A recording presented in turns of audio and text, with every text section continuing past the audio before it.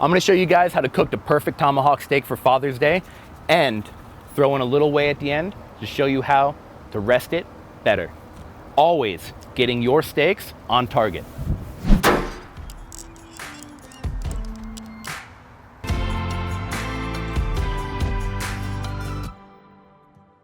First thing I want to do when prepping these ribeyes is to start out with a dry brine. I'm going to coat these in salt and some herbs all the way around. So what I'm going to do first is I'm going to add fennel and bay leaf to my mortar and pestle, and I'm going to crush them up really well. I'm going to set my steaks in the bin, cover them with my herbs, and then come back with the salt and just douse the steaks with salt.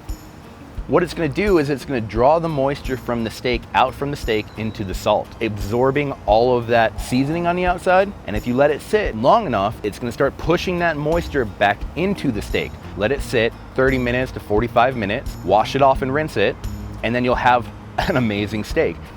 Now we're going to bust out some chimichurri sauce. And this is going to be super simple. We're just going to use a blender. So I'm going to start out with my green onions. I'm going to follow it up with my parsley, cilantro, and oregano. Add that in. Going to add my garlic in, and I'm going to throw in a couple Thai chilies because I like the extra spice, jalapeno, some red wine vinegar, the juice of about 2 limes, and a splash of olive oil. Let's blend this guy up. All right, guys, always remember to taste while you're prepping. Now's the time to check out the chimichurri, not when you put it on the steak when it's done.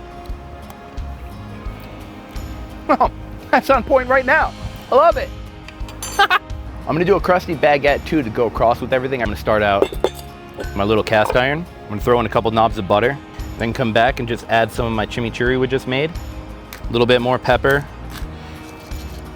Another pinch of salt to counteract that butter. I don't use salted butter.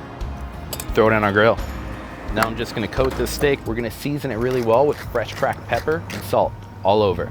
We're gonna throw it on a side kick, sear it off every side, rendering down the fat, and then we're gonna put it on our pellet grill. I've got my grill set to 250. And then after that, we're gonna take it to about 115 internal, and I'll show you the trick when we let it rest. I'm gonna do a crusty baguette too to go across with everything. I really like the way the baguette toasts up. I'm gonna put some chimichurri butter on it, kind of smoke it for a little bit, and then I'm gonna sear it on the flat top so it has a nice crust on it. All right, guys, these steaks are ready to come off. Secret ingredient, clear wrap. What we're gonna do is we're gonna wrap the steak in clear wrap, let it sit for a solid 20 minutes, turning it every couple of minutes. That way it keeps basting itself with its own juices. These babies are done resting. Got our vegetables done, nice char on them, toasted baguette, ready to catch all the great flavors dripping out. Let's see what we did here. Look at all of this juice sitting on the steak.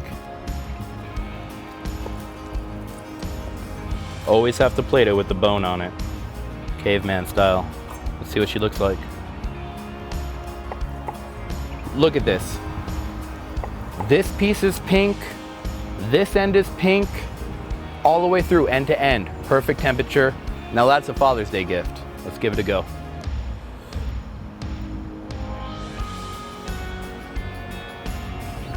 That is awesome. That is so good. Thanks for joining us, guys. If you want to see anything else about this steak or any other recipes we have, check out campchef.com or the links in the description.